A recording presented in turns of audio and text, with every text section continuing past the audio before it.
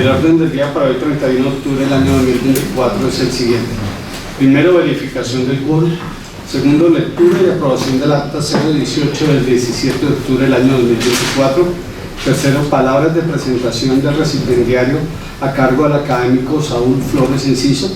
Cuarto, presentación del trabajo, la arbitrariedad de los actos administrativos contractuales en el derecho colombiano por el doctor Mauricio Fajardo Gómez. Y quinto, toma de juramento, entrega el diploma de imposición de exilio. Leído el orden del día, señor presidente. Pregunto a los señores académicos si le dan la aprobación al orden del día. Muy bien, queda aprobado. Perdón, antes de dar comienzo al desarrollo del orden del día, la mesa directiva se permite proponerles que hagamos un minuto de silencio en memoria del académico de número doctor Heraclio Fernández Sandoval, quien ha fallecido en la semana pasada. Junto a la verificación del quórum, le puedo certificar que en este momento nos encontramos presentes en la sala de la corporación 16 académicos y en medio virtual me están manifestando que se encuentran 11 académicos presentes, es decir, para un total de 27 académicos, por lo cual el quórum para lo correspondiente a esta sesión. Muy bien. El segundo punto, señor secretario. El segundo punto es la lectura y aprobación del acta 018 del 17 de octubre del año 2024. El acta referida dice así: acta 18, sesión solemne del 17 de octubre de 2024. El día 17 de octubre de 2024, a partir de las 5 de la tarde, se reunió en sesión solemne mixta, presencial y virtual, la Academia Colombiana de Jurisprudencia. Orden del día. El presidente solicita al secretario leer el orden del día establecido, a lo cual se procede. Primero, verificación del quórum. Segundo, lectura y aprobación del acta 017 del 10 de octubre del 2024. Tercero, lectura del currículum del doctor Alfredo Beltrán Sierra. Cuarto, presentación del trabajo del derecho, su evolución y la aplicación en la democracia por el recipiendario Alfredo Beltrán Sierra. Quinto, toma de juramento, entrega del diploma de imposición de insignia. El presidente pregunta a los presentes si aprueban el orden del día leído y así se hace. Posteriormente viene la relación de académicos presenciales, asistentes de manera presencial y asimismo los virtuales. También se relacionan los académicos que han presentado excusa para la asistencia a sede. El siguiente punto es la lectura y aprobación del acta 017 del 10 de octubre del 2024. El secretario procede a la lectura del acta de la sesión anterior. Finalizada la lectura, el presidente pregunta a los presentes si es aprobada y así se cumple. Lectura del currículum del doctor Alfredo Beltrán Sierra. El secretario procede a la lectura del currículum del doctor Alfredo Beltrán Sierra, el cual se anexa a la presente acta. Presentación del trabajo del derecho, su evolución y la aplicación en la democracia por el doctor Alfredo Beltrán Sierra. El recipiendario Beltrán Sierra inicia su intervención saludando a todos los presentes en la sala y a quienes lo acompañan virtualmente. Posteriormente manifiesta que la Academia Colombiana de Jurisprudencia como institución tiene trascendental importancia para la evolución del derecho y para estimular la pacífica convivencia entre los asociados, razón por la cual, para el estudio permanente del derecho por la ley de la República, si el gobierno de este turno desea consultarla, puede hacerlo, aunque a veces evitan hacerlo, vaya uno a saber por qué, según su expresión. A continuación da inicio a su intervención titulada El derecho, su evolución y la aplicación en la democracia. El texto se resume en la regulación de la conducta externa de los seres humanos a fin de garantizar la convivencia pacífica, el respeto a la dignidad, a la igualdad y a la libertad de quienes la integran, y es evidente que así como la sociedad evoluciona de manera permanente, el derecho como instrumento creado por esta necesariamente debe ajustarse a las circunstancias cambiantes de orden social, cultural y económico, pues, como se sintetizó en frase lapidaria por el maestro Darío Echandía, refiriéndose a la constitución política, ella no es pétrea, fría y aislada de la sociedad en la cual aplica, sino un organismo vivo que evoluciona con toda la legislación para cumplir con los cometidos en la sociedad en la cual se aplica. Conforme a lo expresado, será objeto de análisis la titularidad de la soberanía para el ejercicio del poder público, el régimen democrático y electoral, la evolución de los derechos humanos para los distintos sectores sociales, tanto en lo político como en lo social, lo cultural y lo económico, y en el régimen jurídico que nos alberga. El texto completo se adjunta a la presente acta. Toma juramento, entrega el diploma en posición de insignia. El presidente procede a tomar el juramento de rigor al nuevo académico. Enseguida solicita a la segunda vicepresidente, doctora Lucy Cruz de Quiñones, leer el respectivo diploma y hacerle entrega a su hija, la señorita Fanny Beltrán, para que sea ella quien se lo entregue. Posteriormente solicita al secretario general, José Celestino Hernández, hacerle entrega a la señora Flor Beltrán, hermana del nuevo académico, para que sea ella quien imponga la medalla correspondiente. Posteriormente solicita a la señora Cielo Beltrán Sierra hacerle entrega del correspondiente escudo. Finalmente, el presidente hace entrega de los estatutos de la corporación al doctor Beltrán Sierra y así finaliza. Siendo las 6:45, se da por terminada la sesión y se invita a una copa de vino. El presidente Juan Rafael Bravo, el secretario José Celestino Hernández. El acta correspondiente, señor presidente, pendiente de su aprobación. Muchas gracias. Pregunto a los señores académicos si tienen alguna observación sobre el acta leída o la prueba. ¿La prueba? Muy bien, queda aprobado. El siguiente punto. El siguiente punto del orden del día, señor presidente, es el tercero y corresponde a las palabras de presentación del recipiendario a cargo del académico Saúl Flores Enciso. Señor doctor Juan Rafael Bravo, presidente de la Academia Colombiana de Jurisprudencia, señoras y señores miembros de la comisión y de la mesa, señoras y señores académicos, esposa, hijos, hermanos y familiares del doctor Fajardo Gómez, señoras y señores invitados, doctor Mauricio Fajardo Gómez. El doctor Mauricio Fajardo tiene una hoja pletórica de conocimientos, de triunfos y de éxitos que satisfacen relacionarla, repetirla y recordarla. Y brevemente lo haré. Mauricio es abogado de la Pontificia Universidad Javeriana, especializado en ciencias socioeconómicas de la misma universidad. Cursó estudios de maestría en Derecho Administrativo en la Universidad Colegio Mayor de Nuestra Señora del Rosario y candidato a doctor por la Universidad Externado de Colombia. Fue secretario de la Caja de Crédito Agrario, Industrial y Minero, secretario general de la Empresa Nacional de Telecomunicaciones Telecom, secretario general del Banco Caja Social, vicepresidente jurídico de la Cámara de Comercio de Bogotá, procurador delegado para la contratación administrativa, procurador delegado para las fuerzas militares, magistrado del Consejo de Estado, donde fue presidente de la sección tercera durante los años 2006 y 2007, vicepresidente del Consejo de Estado en 2010 y presidente de la corporación durante el año 2011. Árbitro en múltiples tribunales, integra la lista de árbitros de los centros de arbitraje de la Cámara de Comercio de Bogotá, de la Cámara de Comercio de Medellín para Antioquia, de la Cámara de Comercio de Cali y de la Cámara de Comercio de Cartagena. Actualmente ejerce su profesión como abogado independiente. Ha sido catedrático universitario de pregrado y de posgrado en diferentes universidades del país, como la Pontificia Universidad Javeriana, la Universidad Colegio Mayor de Nuestra Señora del Rosario, Universidad Externado de Colombia, Universidad de los Andes, Universidad Santo Tomás, Universidad de Nariño, e igualmente ha participado en condición de conferencista de diversos foros nacionales e internacionales. El privilegio de la amistad que me une a Mauricio hace ya muchos años es la razón por la cual con satisfacción realizo su presentación en este acto solemne que lo recibe como académico correspondiente. La hoja de vida a la cual me he referido demuestra su vasta experiencia como funcionario en diferentes instituciones públicas y privadas y como catedrático en diferentes universidades del país. Importante subrayar los aportes del doctor Fajardo Gómez al desarrollo de la jurisprudencia del Honorable Consejo de Estado y por tanto del derecho en su condición de magistrado de esa alta corporación,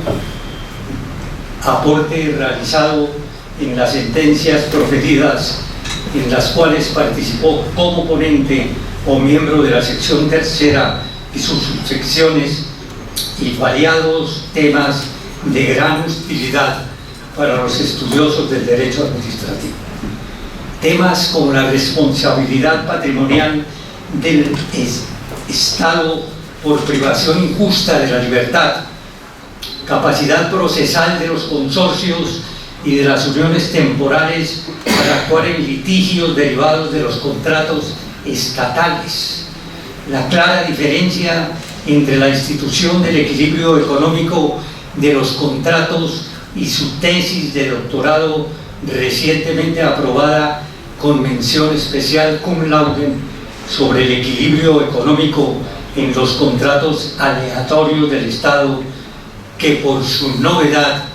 y su tesis que impulsó jurisprudencialmente para que se reconociera la competencia de los tribunales de arbitramiento y que hoy nos concita en esta reunión académica, dejan claro que este trabajo no busca defender un asunto personal en relación con las tesis jurisprudenciales que contribuyó a construir y consolidar desde el Consejo de Estado, sino que adicionalmente a su conocimiento suficiente y de dedicación a su estudio, pone de presente las serias dificultades que han traído los cambios normativos y jurisprudenciales reflejados en determinaciones que en sus providencias por los tribunales de arbitramiento ponen en grave riesgo el valor de la seguridad jurídica que tanto se pregona y reclama y que debe ser como justicia consagrada en la Constitución política de confianza para las partes de los contratos estatales que convienen un pacto arbitral y respecto de cuyo ejercicio los árbitros deben tener suficiente claridad del alcance de sus competencias. Qué oportuno y necesario el trabajo presentado por el doctor Fajardo Gómez, que ampliará las inquietudes, análisis y controversias en este seno democrático de la academia que se fortalece con su ingreso. El entorno familiar del doctor Fajardo, que con su esposa Alexandra Vaquero, ilustre jurista, sus hijos Nicolás, Jacobo y Jerónimo, hermano y demás familiares, son y seguirán siendo un marco amoroso de motivación para el camino que continuará recorriendo para bien del derecho, de la justicia y del país. Muchas gracias.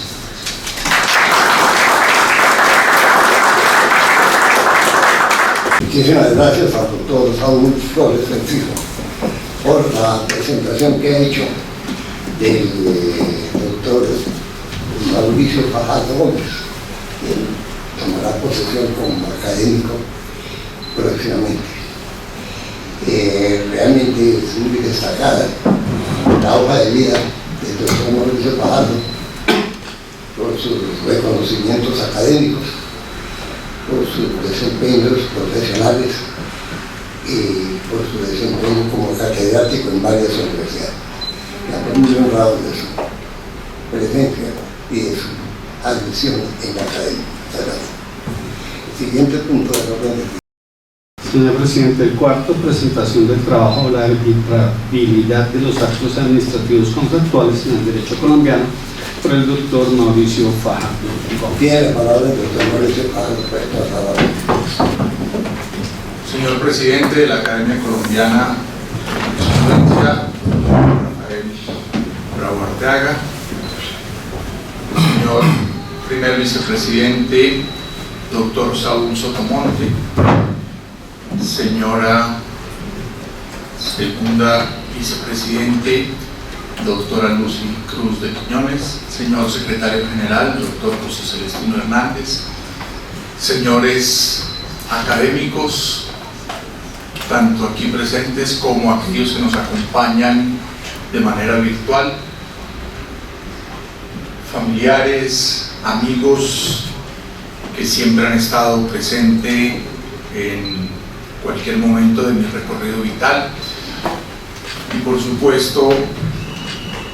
una referencia de saludo muy especial a mi esposa Alexandra,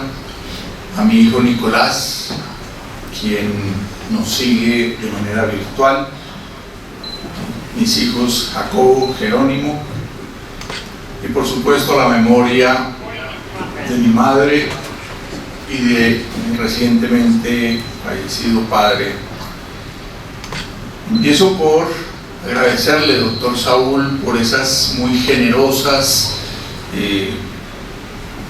elogiosas expresiones que solamente encuentran explicación en el afecto con el que usted me ha distinguido y me ha privilegiado al brindarme su amistad a lo largo de los años, y obviamente eso sencillamente me compromete aún más, si ello es posible, con el afecto y con la reciprocidad a ese sentimiento de amistad que usted tan gentilmente me ha dispensado y con el cual me distingue. El punto sobre el cual he elaborado el trabajo con el que me siento absolutamente honrado de ingresar a la Academia Colombiana de Jurisprudencia, como lo señaló el señor secretario general, gira en torno a la arbitrabilidad de los actos administrativos contractuales en el derecho colombiano. A ese respecto, permítanme dos o tres puntualizaciones conceptuales muy simples, muy sencillas, pero como no todos los que nos siguen son abogados, o aun siéndolo, no siempre están 100% familiarizados con el tema. Por supuesto, de ninguna manera hago referencia a los doctos académicos absolutamente versados en estas materias. Quiero hacer mención a, repito, dos o tres puntos sumamente sencillos, pero que sirven de fundamento para tratar de entender de mejor manera lo que viene adelante. El primer concepto dice relación con el tema del arbitraje. ¿Qué es el arbitraje? Todos los abogados aquí presentes conocen perfectamente que el arbitraje pues es consagrado y autorizado en la Constitución Política como una modalidad de administración de justicia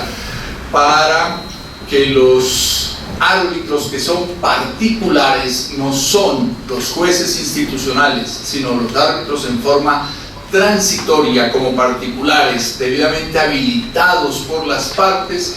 puedan definir con el ejercicio de la jurisdicción las controversias que se someten a su conocimiento. El segundo aspecto tiene que ver con la definición o la idea de los actos administrativos contractuales, respecto de los cuales hemos de decir simplemente que son aquellas manifestaciones de voluntad que expresan las autoridades administrativas en ejercicio de sus funciones públicas, por ende expiden esas manifestaciones en virtud del poder que les otorga el Estado, y son contractuales en la medida en que tienen origen en y o se relacionan directamente con los contratos que las entidades estatales celebran con generalmente los particulares. Y por último, el tema de la arbitrabilidad, pues dice relación con aquella posibilidad de que un determinado asunto pueda ser llevado a conocimiento de los árbitros para que sean los árbitros, repito, y no los jueces institucionales quienes definan con el ejercicio del poder jurisdiccional esas controversias. Pues bien, hechas esas precisiones, digamos simplemente de manera muy rápida que a lo largo de nuestra historia se han presentado, sobre todo desde el punto de vista legislativo, unos cambios y una evolución bien interesante desde el punto de vista puramente normativo, desde la perspectiva de la legislación positiva. Y claro, para no irnos demasiado atrás en el tiempo y no pasar de más allá de 50, 55 años, sin perjuicio de mencionar que la ley segunda de 1938 fue aquella por la cual se le dio validez a la cláusula compromisoria. En esa ley segunda de 1938 se estableció en el artículo primero el reconocimiento a la validez de la cláusula compromisoria en los contratos celebrados con personas capaces de transigir. Miren que aquí no se calificó la controversia como transigible, no se exigió que la controversia tuviese que ser transigible, sino que simplemente se exigía que las personas que hubiesen celebrado el contrato en el cual pactaban cláusula compromisoria tuviesen ellas capacidad de transigir. Ya mucho más adelante y desde el punto en el que partimos, nos encontramos que el Código de Procedimiento Civil, en el texto inicial, original de su artículo 663, cuando fue expedido mediante el Decreto Ley 1400 de 1970, estableció con claridad que pueden someterse a la decisión de los árbitros las controversias susceptibles de transacción que surjan entre personas capaces de transigir. En ese punto quedó perfectamente claro que las controversias que podrían ser arbitrables tenían necesariamente que ser transigibles para poder llevarlas a conocimiento de los árbitros.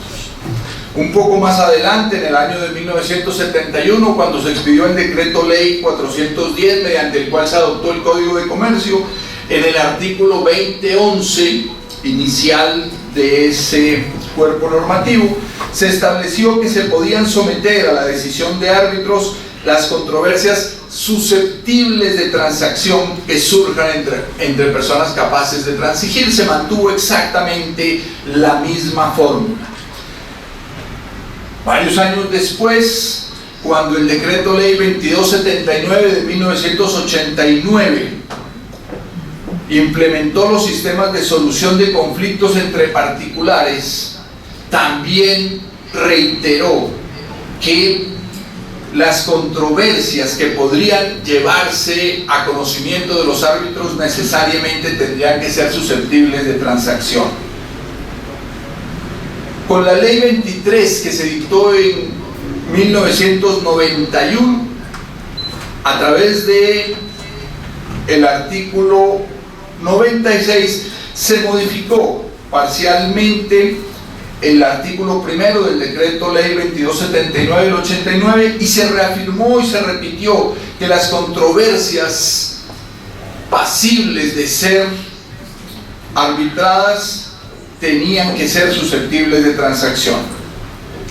En este punto no hubo ningún cambio tampoco cuando en 1998 se expidió la Ley 446, en cuyo artículo 11 se volvió a modificar el artículo primero del Decreto Ley 2279 y se estableció que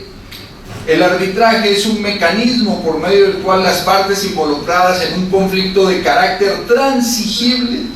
defieren su solución a un tribunal arbitral. Por su parte, el Decreto 18 de 1998, conocido como Estatuto de los Mecanismos Alternativos de Solución de Conflictos, pues no podía hacer otra cosa que reiterar esa misma formulación, porque sabemos que ese era un decreto puramente compilatorio y por ende recogió en su texto lo que había establecido el artículo ya mencionado 111 de la Ley 446 del 98. Ahora bien, Esas disposiciones que hemos mencionado podríamos considerarlas o catalogarlas de manera general como la regulación básica del arbitraje. Sin embargo, ya en punto específico de los contratos de derecho público, encontramos otras disposiciones que no son menos importantes, ni mucho menos, como la Ley 4 de 1964, por la cual se dictaron disposiciones sobre la industria de la construcción, concursos y contratos, aplicable en su momento a los contratos que celebraran la nación, los institutos, las empresas o establecimientos públicos descentralizados y demás entidades oficiales. Y en su artículo 13 autorizó a las entidades a que se refería esa ley para que sometieran a arbitramiento en los términos de la ley segunda del 38 las diferencias que se presenten con los contratistas. Recordemos que en la ley segunda de 1938 lo que se exigía era capacidad de transacción respecto de los contratantes, no respecto de el carácter transigible de las controversias. En 1975, el decreto ley 1670, por el cual se dictaron normas para la celebración de contratos por parte de la nación y sus entidades descentralizadas, en el artículo 66 estableció que en los contratos que celebre la nación puede estipularse la cláusula compromisoria con el fin de someter a la decisión de árbitros nacionales diferencias que se susciten en relación con el contrato. Agregó y exigió que el fallo siempre fuese en derecho y excluyó de la arbitrabilidad la aplicación de la cláusula de caducidad y sus efectos, pero no exigió que las controversias tuviesen que ser transigibles. Mediante el decreto ley 150 en 1976, el artículo 66 reiteró que la nación puede estipular cláusula compromisoria con el fin de someter a la decisión de árbitros nacionales las diferencias que se susciten en relación con el contrato. Igualmente exigió que el fallo siempre fuese en derecho y excluyó de la competencia de los árbitros la cláusula de caducidad y sus efectos. El decreto ley 222 del 83, conocido como el Estatuto de Contratación Administrativa, en el artículo 76 igualmente autorizó a las entidades destinatarias de ese estatuto para estipular la cláusula compromisoria con el fin de someter a los árbitros las diferencias que se susciten en relación con el contrato. Igual excluyó de la arbitrabilidad la cláusula de caducidad y sus efectos, así como también las cláusulas que contengan los principios previstos en el título cuarto de ese estatuto, que como bien sabemos eran las facultades referidas a la modificación, la interpretación y la terminación unilaterales. Pero tampoco exigió de ninguna manera que las controversias tuviesen que ser transigibles. La ley 270, expedida en 1996, aquí es bueno hacer referencia a un cambio muy importante que se produjo con ocasión de la expedición de la Constitución en 1991, en la medida en que buena parte de las normas que veníamos citando, salvo la ley 446 del 98 y posteriores, las normas anteriores fueron dictadas antes de la Constitución que nos rige en este momento. Esa Constitución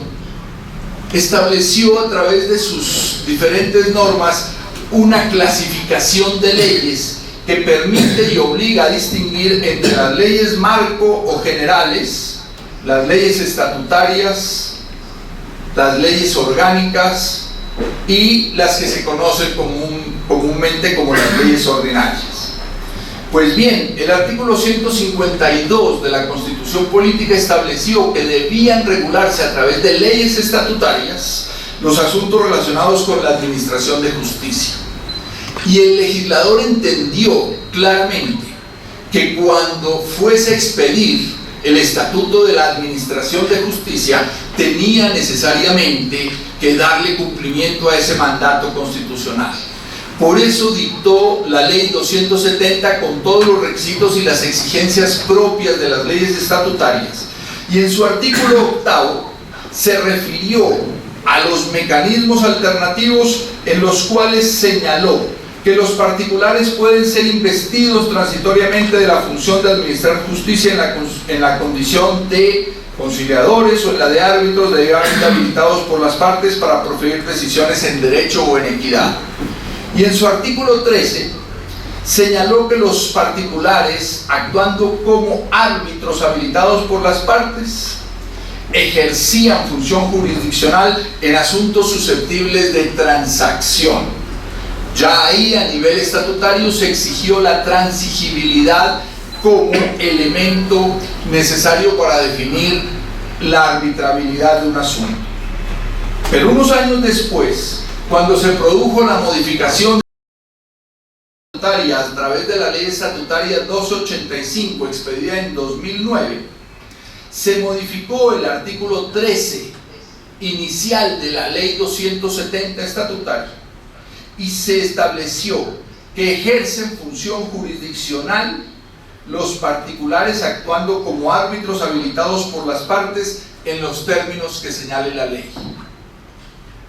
Nótese cómo esta modificación que introdujo la Ley Estatutaria 1285 respecto de la Ley Estatutaria 270 eliminó el requisito de transigibilidad respecto de las controversias susceptibles de llevar a conocimiento de los tribunales de arbitramiento. La Ley Estatutaria 2430, expedida en este mes de octubre de 2024, introdujo modificaciones nuevamente a las disposiciones de la Ley Estatutaria de Administración de Justicia,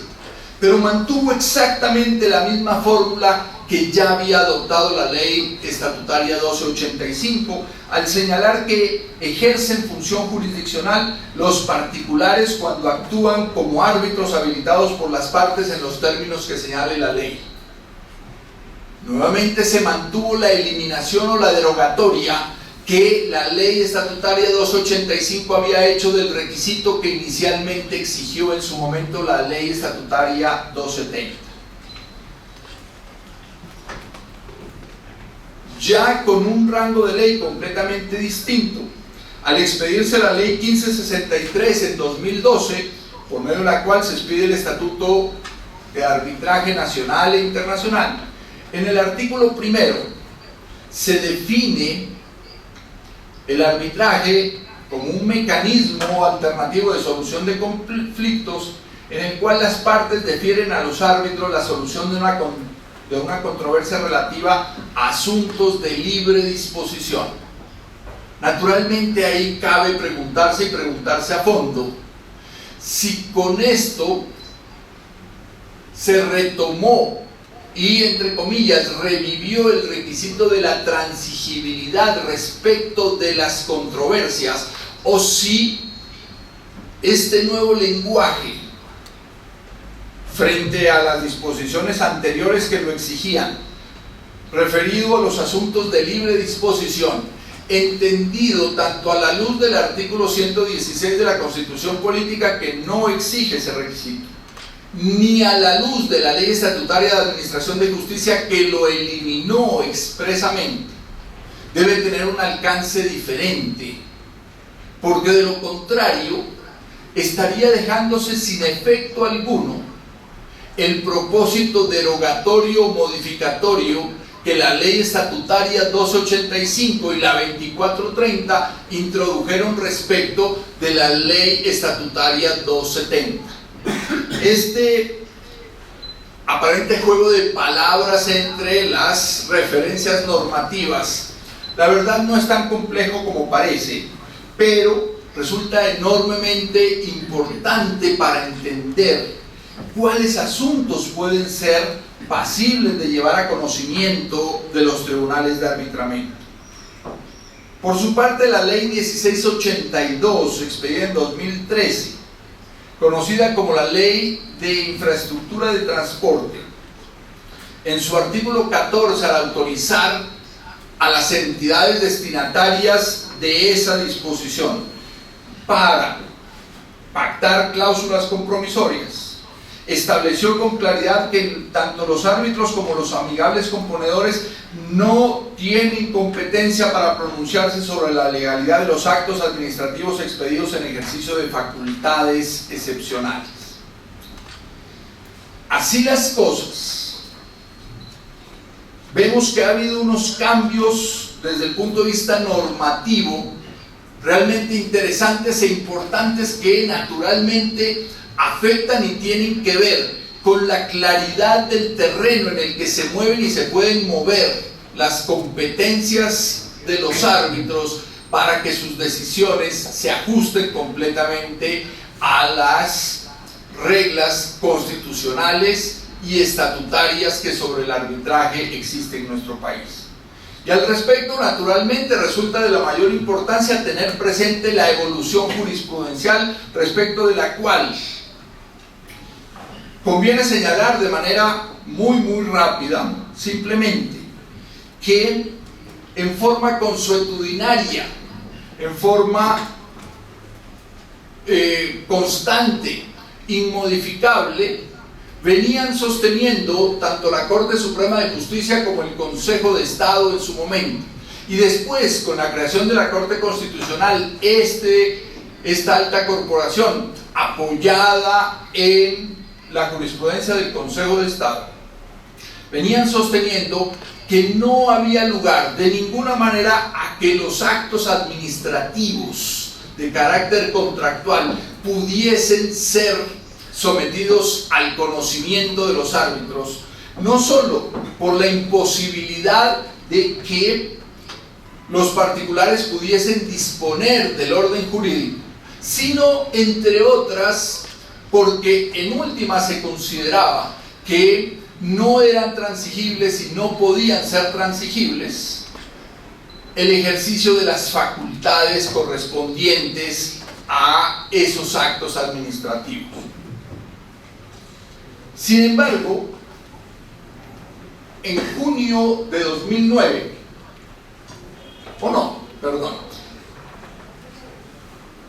en el año 2000, la sentencia de constitucionalidad C-1436 de 2000, al conocer de la demanda de constitucionalidad que se formuló contra los artículos 70 y 71 de la Ley 80, por virtud de los cuales se autorizaba, sin exigir el requisito de transigibilidad, se autorizaba a las entidades estatales para que en sus contratos pudiesen pactar la cláusula compromisoria y llevar sus diferencias a conocimiento de los árbitros, la Corte Constitucional declaró exequibles los artículos 70 y 71, que fueron demandados en ese momento, repito, pero condicionó su exequibilidad al entendimiento de que los árbitros no podrían pronunciarse de ninguna manera sobre los actos administrativos expedidos en ejercicio de las facultades excepcionales. En junio de 2009, teniendo en cuenta un panorama constitucional suficientemente permisivo, amplio, que le atribuye a los árbitros, en los términos que señale la ley, le atribuye a los árbitros la posibilidad de conocer de las diferencias que las partes sometan a su conocimiento en cuanto estén habilitados por ellas. El Consejo de Estado decidió modificar y variar su reiterada hasta ese momento jurisprudencia, pero respetuoso, por supuesto, de los efectos de cosa juzgada constitucional que estaba llamada a generar, como en efecto generó la sentencia C-1436 de 2000 emitida por la Corte Constitucional. El Consejo de Estado concluyó que, a la luz de las normas constitucionales y legales vigentes, no existía ninguna limitación para que los tribunales de arbitramiento pudiesen conocer de las diferencias relacionadas con actos administrativos contractuales. Sin embargo, en atención a la limitación establecida por la sentencia de la Corte Constitucional, consideró naturalmente que esos actos administrativos debían quedar completamente excluidos de la arbitrabilidad, pero sí y solo sí se referían a alguna de las facultades consagradas en el artículo 14 de la Ley 80, esto es, las relacionadas con la caducidad del contrato, la modificación, la terminación o la interpretación unilaterales del contrato, la reversión y o la renuncia a reclamación diplomática o aplicación de leyes nacionales. Para llegar a esa conclusión, el Consejo de Estado estableció que la ratio decidendi de la sentencia de la Corte Constitucional que estableció ese condicionamiento había tenido ese específico alcance y que esas eran simplemente las excepciones a la regla general de la arbitrabilidad. Sin embargo, en marzo de este año, en marzo de 2024, la jurisprudencia del Consejo de Estado, emitida por la Sala Plena de la sección tercera, decidió hacer una unificación en torno a lo que debía entenderse, según los términos de la Ley 1563, dictada en 2012, por la posibilidad que la Ley 1563 les da a los tribunales de arbitramiento para que puedan definir las consecuencias económicas únicamente de los actos administrativos expedidos en ejercicio de facultades excepcionales. Y en esa jurisprudencia de reciente expedición, el Consejo de Estado llega a la conclusión de que en realidad no es posible que los árbitros puedan pronunciarse solo sobre las consecuencias económicas como lo establece la ley, porque estas consecuencias económicas resultan absolutamente inescindibles de la legalidad del acto administrativo correspondiente. Y ello tiene pues toda la lógica en la medida en que es enormemente difícil entender que si una decisión de modificación unilateral no se ajusta a la ley y por ende generó unas consecuencias económicas gravosas para el particular, se hagan los reconocimientos económicos a favor del particular, pero se siga manteniendo vigente en el ordenamiento jurídico como si no hubiese pasado nada con la validez de ese acto administrativo. Por esa razón, así hizo un nuevo pronunciamiento de unificación la sección tercera. Sin embargo, lo enormemente preocupante o grave de este punto está en tratar de definir si esa ratio decidendi de la sentencia 1436 de 2000, que en su momento identificó la sección tercera desde junio de 2009 para limitar solo a los actos administrativos expedidos en ejercicio de las facultades del artículo 14, comprende el lenguaje que utilizan tanto la ley 1682 y la ley 1563, o si estas normas, que obviamente nunca tuvieron según su exposición de motivos y además no han sido materia de pronunciamiento sobre esos puntos por la Corte Constitucional, si esa ratio decidendi les es aplicable. Dicho de otra manera, cuando la ley 1682 establece que los árbitros no pueden de ninguna manera ejercer competencias en relación con los actos administrativos que se expidan en ejercicio de facultades excepcionales, ¿qué debe entenderse ahí por actos administrativos en ejercicio de facultades excepcionales? Dado que la ley no tiene una definición al respecto y dado que a mi juicio no le es aplicable de ninguna forma la ratio decidendi de la ley de la sentencia 1436 de 2000,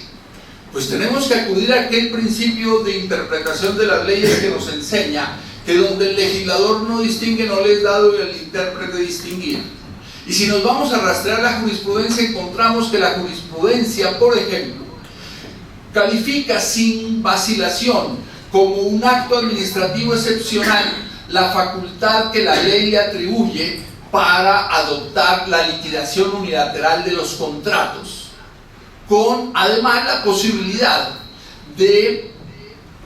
hacer efectiva por vía ejecutiva la decisión que quede en firme en ese acto administrativo. Y lo mismo podemos decir respecto de actos administrativos como el de la terminación unilateral del contrato por razón de la configuración de alguna de las causales de nulidad absoluta que estén en los numerales 1, 2 y 4 del artículo 44 de la ley 80, tal como lo ordena el artículo 45 de ese mismo estatuto.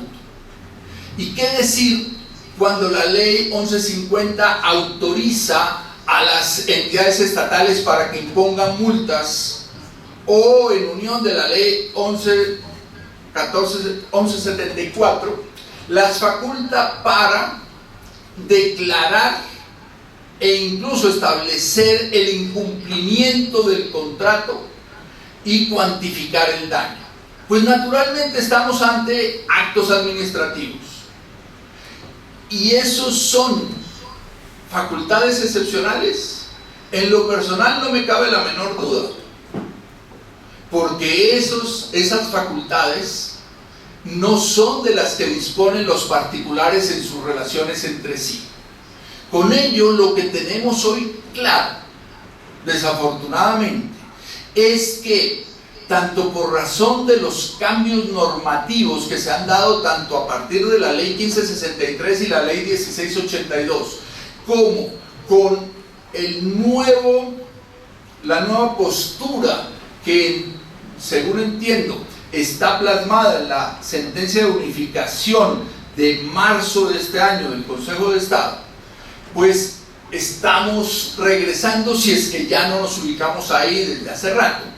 en el destierro total de la arbitrabilidad de los actos administrativos contractuales, a los cuales la jurisprudencia del Consejo de Estado, con base en las normas tanto constitucionales como estatutarias, entendió que les debía abrir camino cuando en junio de 2009 y posteriormente con sentencia de unificación del año 2013 reafirmó que los tribunales de arbitramiento sí tenían competencia para pronunciarse sobre esos actos administrativos, incluida la validez o la legalidad de los mismos.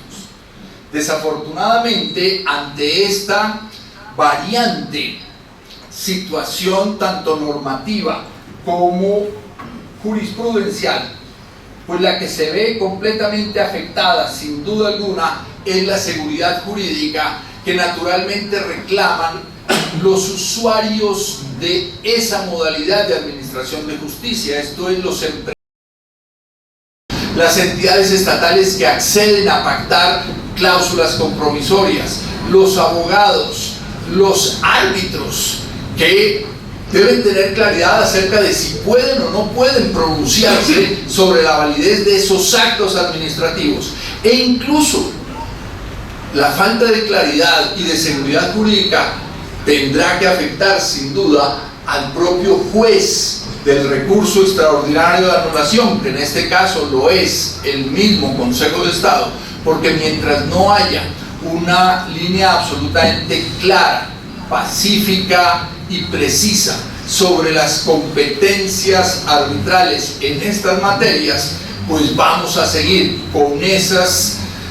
más sombras que luces en este panorama, y ello desafortunadamente, a mi juicio, en poco o nada contribuye al funcionamiento y a la estabilidad tanto de la institución arbitral como de la administración de justicia. Por supuesto, para no excederme, señores mesa de la comisión de la mesa, en el uso del tiempo, dejo planteado en estos términos la presentación general del trabajo, que naturalmente recoge muchos otros elementos, pero permítanme simplemente, para finalizar, señalar que lo que es indispensable estudiar a fondo, que desafortunadamente se echa de menos en la sentencia de unificación de marzo de 2024, es si los efectos de cosa juzgada constitucional de la sentencia C-1436 todavía se mantienen o no se mantienen. ¿Y por qué habría de pensarse que habrían cambiado las circunstancias? Pues básicamente por las siguientes simples razones. Lo primero, la sentencia de constitucionalidad C-1436 de 2000 lo que hizo fue condicionar la interpretación de unas normas que hoy están derogadas. Esas normas ya no existen. Segundo, las normas que de alguna manera, sin ser equivalentes, recoge tanto la ley 1563 en su contenido, artículo primero, inciso primero como inciso tercero, sobre la arbitrabilidad de estas materias, no tienen en estricto rigor ninguna semejanza de identidad entre aquellas que dieron lugar a la exequibilidad, al condicionamiento de exequibilidad, versus las que hoy nos rigen. Pero además, no solo el entorno normativo también ha cambiado, sino que no dejan de llamar la atención enormemente sentencias de constitucionalidad anteriores y múltiples posteriores a la propia sentencia C-1436 de 2000, a través de las cuales la Corte Constitucional, entre otras cosas, se ha ocupado de estudiar y de examinar muchos tratados internacionales, muchos convenios internacionales celebrados por Colombia, o bien con organismos multilaterales o bien con otros estados, tratados en los cuales se ha convenido el arbitraje como una de las posibilidades de solución de conflictos, a sabiendas de que a esos tribunales de arbitramiento son llamados, y o puede ser llamado, la nación colombiana o sus entidades estatales. Y sin embargo, en todas esas sentencias, como por ejemplo la que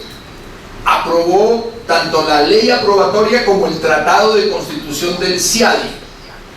el Tratado de Libre Comercio con los Estados Unidos, el Tratado de Libre Comercio con China, el Tratado de Libre Comercio con Chile, el Tratado de Libre Comercio con Canadá, el Tratado de Libre Comercio con México, en todas esas sentencias, a pesar, repito, de que ahí se contempla de manera expresa en los tratados la figura del arbitraje, y queda contemplado con claridad que esos tribunales de arbitramiento internacional tendrán la posibilidad de conocer de las diferencias que surjan entre los nacionales de un estado y el estado correspondiente que recibe, por ejemplo, la inversión o donde se desarrollan esas actividades, lo cual ha dado lugar a que Colombia sea llamada en su condición de demandada ante muchos tribunales de arbitramiento de esta naturaleza, a pesar de que las entidades estatales pueden ser llamadas, repito, a comparecer en esos procesos. Tanto las leyes aprobatorias como los tratados mismos han sido declarados exequibles sin condicionamiento alguno. Y en ese sentido, pues cabe preguntar si a través de esas múltiples sentencias la Corte Constitucional terminó abandonando la tesis que en su momento expuso cuando condicionó la exequibilidad de los artículos 70 y 71, hoy derogados, de la ley 80, mediante su mencionada sentencia 1436 de 2000. Muchas gracias, señores integrantes de la comisión de la mesa, y muchas gracias a todos ustedes por atender esta exposición.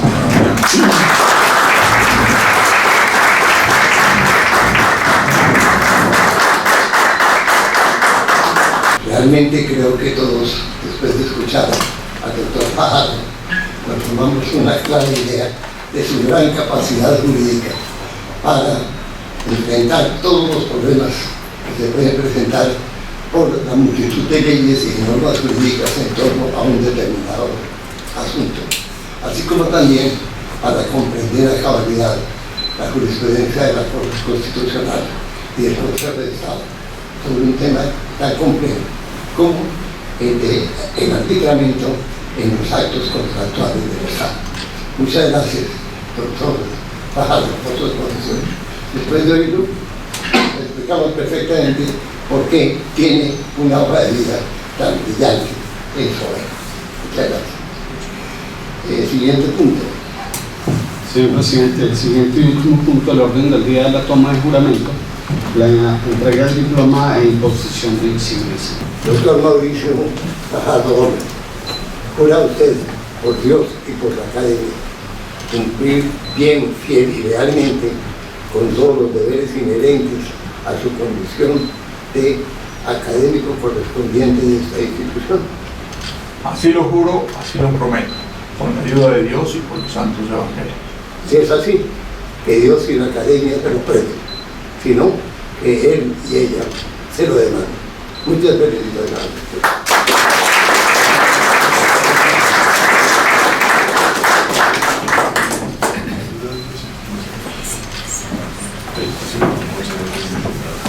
Ahora le voy a pedir el favor al doctor Saúl Sotomonte, primer vicepresidente, que se sirva a hacer lectura del diploma que será entregado al doctor Mauricio Gómez. Y posteriormente entregárselo a la señora Alejandra Vaquero,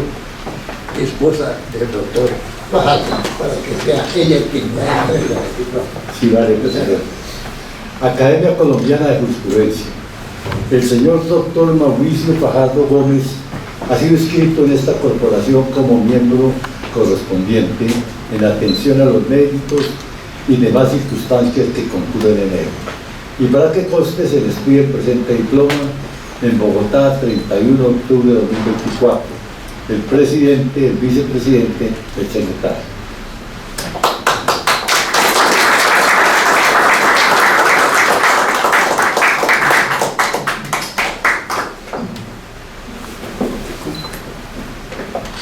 Muchas gracias. A continuación, le voy a pedir el favor a la doctora Lucy Cruz de Quiñones, segunda vicepresidente, que se sirva a hacer entrega de la medalla al joven Jacobo Fajardo Vaquero, hijo del doctor Mauricio Fajardo, para que sea él quien le pone la medalla al padre.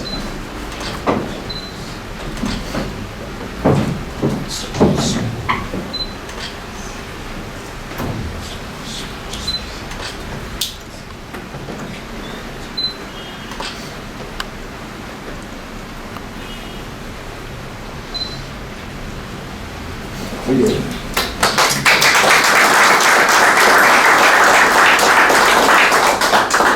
También le pido el favor al señor secretario general que se sirva a hacer entrega del escudo al joven Jerónimo Fajardo Vaquero, para que sea él quien le pone el escudo a su padre.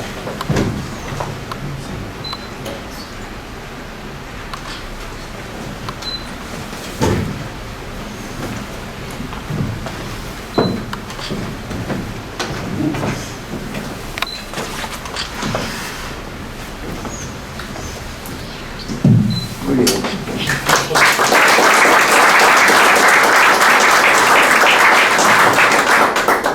Finalmente, doctor Mauricio, se permite hacer la entrega de los estatutos de la entidad para su debida aplicación y utilidad. Muchas gracias.